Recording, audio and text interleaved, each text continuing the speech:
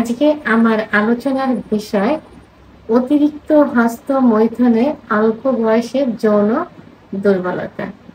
দেশের এবং প্রবাসের ভাই বোনদের প্রতি সালাম। আসসালামু আলাইকুম। আমি প্রভাষক ডাক্তার রিক্তা পারভিন, হোমিওপ্যাথি এবং আয়ুর্বেদিক চিকিৎসক।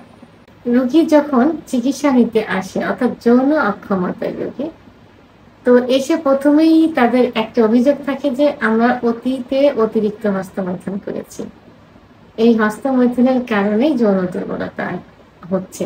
অর্থাৎ প্রত্যেকটা যৌন অক্ষমতার রোগীদেরই একই অভিযোগ থাকে, তাদের সবারই ধারণা যে হস্তমৈথুনের কারণে যৌন দুর্বলতা আসছে। তো এইটা শুধু যে অল্প বয়সের ছেলে পেলেই বলে এটা না।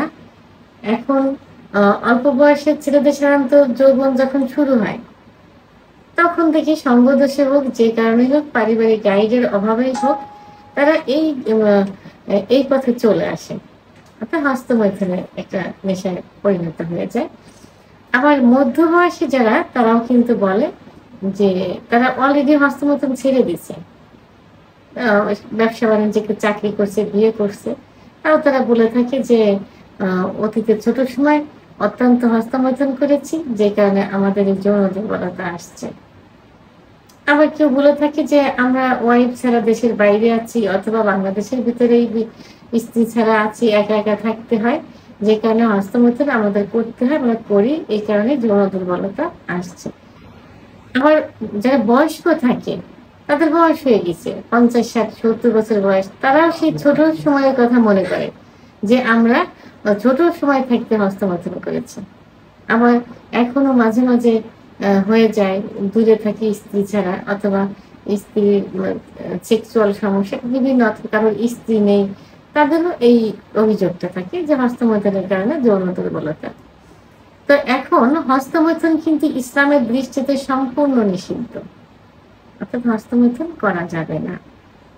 তো সেক্ষেত্রে মাসে একবার, মেডিকেল সায়েন্স অনুযায়ী একবার, দুবার, 3-4 বার যদি মাসে হস্তমৈথুন করা যায়, যৌনতার উপরে কোনো সমস্যা কিন্তু হয় না। কারণ খুব আলতোভাবে কিছু নিয়ম আছে, যে কোনো অলিভ অয়েল অথবা নারকেল তেলে হাতে নিয়ে আলতোভাবে হস্তমৈথুন করতে হবে, যেন লিঙ্গের উপর প্রেশার না হয় এবং বীর্যপাত যেন হয়ে যায়, সেটা যেন কোনো প্রেশার ক্রিয়েট ভাবে না হয়। এইভাবে কিন্তু করা যায়, কারণ যদি হস্তমৈথুনটা না হতো তাহলে কিন্তু স্বপ্নদোষের পরিমাণ অতিরিক্ত হয়ে যেত। তা একবার স্বপ্নদোষ হলে যে পরিমাণ বীর্য যায়, তো 3-4 বার সহবাস করলেও, হস্তমৈথুন করলেও কিন্তু অত পরিমাণ বীর্য যায় না। সে তো স্বপ্নদোষ খুবই ক্ষতিকর। সেক্ষেত্রে মাসে একবার, 2 বার হস্তমৈথুন করলে কোনো সমস্যা হয় না, তবে ইসলামিক আইন অনুযায়ী কিন্তু নিষিদ্ধ। তো সেক্ষেত্রে যাদের হস্তমৈথুনটা নেশায় পরিণত হয়ে গেছে, অর্থাৎ মাসে রেগুলার তাদের হস্তমৈথুন হচ্ছে, একদিনে 2-3 বার, 4 বার পর্যন্ত করছে, এটা কিন্তু নেশা হয়ে গেল। সময় নষ্ট হবে, ওইটার প্রতি আকর্ষণ থাকবে, এবং প্রেশার ক্রিয়েট করে যখন করবে, তখন পেনিসের ভিতরে যে রক্তনালী থাকে, পেনিসের ভিতরে কি থাকে, পেনিসে কিন্তু কোনো হাড় বা বোন থাকে না, থাকে শুধু মাংস এবং রক্তনালী, রক্তের শিরা, যার ভিতর দিয়ে রক্ত সঞ্চালিত হয়, এবং তখন লিঙ্গ বড় হয়, মোটা হয় এবং উত্থান হয়। তো এইগুলো অতিরিক্ত হস্তমৈথুন করার কারণে এবং দীর্ঘদিন হস্তমৈথুন করার কারণে এইগুলো সংকুচিত হয়ে যায়, যে কারণে কি হয়, লিঙ্গ চিকন হয়ে যায়, আগা মোটা, গোড়া চিকন, লিঙ্গ ছোট হয়ে যায়, মনে হয় যে কচ্ছপের মতো ভিতরে ঢুকে যাচ্ছে, অনেকে শিরাগুলো ভেসে থাকে, তাদের কোনো ইচ্ছা হলে কোনো উত্থান হয় না, লিঙ্গ দাঁড়ায় না, কারণ ব্লাড সার্কুলেশন তাদের কমে যায়, অথবা একেবারে মানে বন্ধ হয়ে যাওয়ার মতো হয়, যেখানে লিঙ্গ মনে হয় যে প্যারালাইজড মতো হয়ে গেছে। তো একটা পুরুষের যে হরমোন থাকে, টেস্টোস্টেরন হরমোন কমে গেলে যৌন অক্ষমতা আসে। কিন্তু এই যে শিরাগুলো সংকুচিত হয়ে যায়, যখন অতিরিক্ত হস্তমৈথুন হয় এবং দীর্ঘদিন হস্তমৈথুন হয়, তখন কিন্তু শিরাগুলো সংকুচিত হয়ে যায়, তখন যৌন দুর্বলতা চলে আসে। অনেকের দেখা যায় যে সহবাসের ইচ্ছাই হয় না, আবার অনেকের ইচ্ছা হলে লিঙ্গ উত্থান হয় না বা লিঙ্গ দাঁড়ায় না। দাঁড়ালেও দেখা যায় যে মানে ফোরপ্লে করছে স্ত্রীকে ওর মাঝেই নিস্তেজ হয়ে গেছে। অথবা যৌন মিলনে যাবে, স্ত্রী যোনি স্পর্শ করছে, মাঝে বীর্যপাত হয়ে গেছে। ভিতরে ইন করার পর কয়েকবার সংশ্লেষণ করার পর বীর্যপাত ছাড়াই নিস্তেজ হয়ে যায়। আবার কারো দেখা যায় 10-15 মিনিট কি 30-40 সেকেন্ডের মধ্যে বীর্যপাত হয়ে যায়। এই সমস্যা তার দিনের পর দিন ভুগতে থাকে, স্ত্রীর কাছে অবহেলিত হতে থাকে, সমাজের কাছে অবহেলিত, স্ত্রী পরকে লিপ্ত হয়ে যায়, নিজেরও ভালো লাগে না, মন মানসিকতা ঠিক থাকে না, ব্যবসা বাণিজ্যে মন বসে না, চাকরিতে মন বসে না, সংসারে অশান্তি লেগেই থাকে।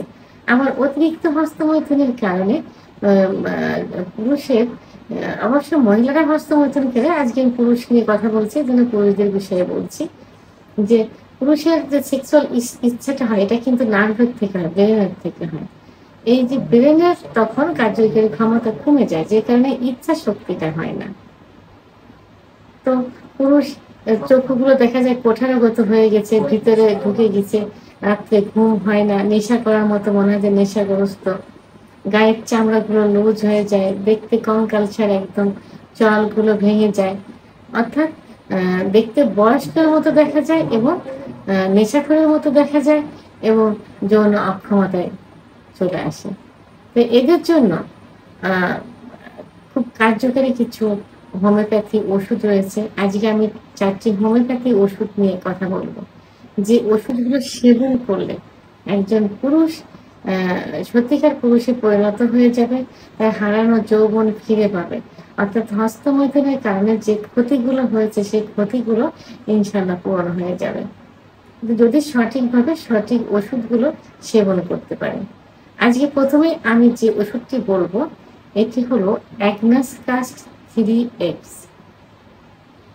আমরা সাধারণত মাদার টিনচার নিয়ে বেশি কথা বলে থাকি, আজকে আমি ব্যতিক্রম ধর্মী, আমি 3X নিয়ে কথা বলবো। 4টা যে ওষুধ, 4টা 3X।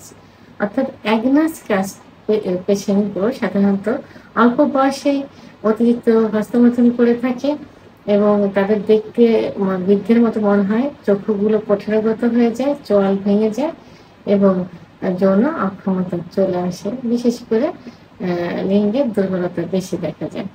তো এই ওষুধটি 10 ফোঁটা ঠান্ডা পানি সহ দিনে 3 বার সেবন করতে হবে, খাবার আধা ঘন্টা আগে অথবা আধা ঘন্টা পরে। 2 নম্বর যে ওষুধটি বলবো সেটি হলো অ্যাসিড ফাস 3X। অ্যাসিড ফাস ওষুধটি যৌবন বয়সের রোগীদের জন্য খুবই কার্যকারী, কারণ এই রোগীগুলো সাধারণত যৌবনের শুরুতে দেখতে হৃষ্টপুষ্ট থাকে, স্বাস্থ্যবান থাকে, কিন্তু হস্তমৈথুন করতে করতে একটা সময় গিয়ে দেখা যায় স্বাস্থ্য ভালো আছে, বাট তাদের যৌন অক্ষমতায় চলে আসছে, অল্প সময়ের ভিতরে বীর্যপাত হয়ে যায় এবং স্নায়বিক দুর্বলতা চলে আসে। তারা বসে আছে, উঠে দাঁড়াতে গেলে চোখের ভিতর অন্ধকার, জনে বেনে মাথার ভিতর ঘোরা ইত্যাদি লক্ষণগুলো আসে, বুক ধড়ফড় করতে থাকে। তো এই রোগীদের ক্ষেত্রে সাধারণত অ্যাসিড ফাস 3X ওষুধটি 10 ফোঁটা ঠান্ডা পানি সহ দিনে 3 বার সেবন করতে হবে, খাবার আধা ঘন্টা আগে অথবা আধা ঘন্টা পরে। 1 থেকে 3 মাস পর্যন্ত সেবন করতে হবে। 3 নম্বর যে ওষুধটি সেটা হলো লাইকোপোডিয়াম। Lycopodium 3X। লাইকোপোডিয়ামের রোগীগুলো দেখতে কিন্তু লম্বা চওড়া হয়ে থাকে, তারা সামনের দিকটা একটু ঝোঁকা অবস্থায় থাকে, একটু ঝোঁক দিয়ে হাঁটে সামনের দিকে। তো এই রোগীগুলো হস্তমৈথুন করার কারণে যখন নেশায় পরিণত হয়ে যায় তখন লিঙ্গগুলো ছোট হয়ে যায় এবং চিকন হয়ে যায়। তো সেই ক্ষেত্রে এই লাইকোপোডিয়াম প্রয়োগ করলে কিন্তু খুব দ্রুতই যৌন অক্ষমতা তো ফিরে আসে, সঙ্গে লিঙ্গে আস্তে আস্তে কিন্তু পূর্বের অবস্থায় ফিরে আসে, অর্থাৎ পূর্বের আকারে চলে আসে, সতেজ হয়ে যায়। লাইকোপোডিয়ামের রোগীরা গ্যাসের সমস্যায় ভুগতে থাকে, সাধারণত খাবারের পরে এদের উপরের পেটটা ফুলতে থাকে, মুখে চুকা চুকা ঢেকুর আসে মাঝে মাঝে। তো এই ওষুধটিও লাইকোপোডিয়াম 3X ওষুধটিও 10 ফোঁটা ঠান্ডা পানি সহ দিনে 3 বার সেবন করতে হবে, খাবার আধা ঘন্টা আগে অথবা আধা ঘন্টা পরে। 4 নম্বর যে ওষুধটি বলবো সেটি হলো স্টাফিসিডিয়া 3X। স্টাফিসিডিয়া 3X অর্থাৎ স্টাফিসিডিয়া ওষুধটি রোগীরা সাধারণত স্বপ্নদোষ বেশি হয়ে থাকে স্টুডেন্ট অবস্থায়। তো রাতে দেখা যায় ২-৩ বারও হয়ে থাকে এবং এরা অতিরিক্ত হস্তমৈথুনের নেশায় লিপ্ত থাকে। যে কারণে এরা যৌন দুর্বলতা চলে আসে। এদের হাতে পায়ে বল খুব কম পায়। সকালে ঘুম থেকে উঠতে গেলে দেখা যায় যে পায়ের যে নি জয়েন্ট অর্থাৎ হাঁটু ব্যথা করে। তো এই ক্ষেত্রে স্ট্রাফেসিকিরিয়া 3x ওষুধটি খুব ভালো কাজ করে থাকে। ওষুধটি ১০ ফোঁটা ঠান্ডা পানি সহ দিনে ৩ বার সেবন করতে হবে, খাবার আধা ঘন্টা আগে অথবা আধা ঘন্টা পরে। ওষুধ ৪টি অবশ্যই জার্মানি ওষুধ হতে হবে, ইনটেক অবস্থায় নিতে হবে। প্রয়োজনে যে ডাক্তারের চিকিৎসা নেবেন ডাক্তারের কাছ থেকে নিতে হবে। কারণ ডাক্তার নিজের ক্যারিয়ার বজায় রাখতে হলেও সর্বোচ্চ ভালো ওষুধ দেওয়ার চেষ্টা করবেন। আর ওষুধটি ১ থেকে ৩ মাস পর্যন্ত সেবন করতে হবে। প্রয়োজন অনুসারে ডাক্তারের সঙ্গে আবার যোগাযোগ করতে হবে। ভিডিওটি সম্পর্কে যদি কোনো মতামত থেকে থাকে অবশ্যই কমেন্টসের মাধ্যমে জানাবেন। আর ভিডিওটি ভালো লাগলে লাইক, কমেন্ট, সাবস্ক্রাইব করে আমার সঙ্গে থাকুন। আল্লাহ হাফেজ।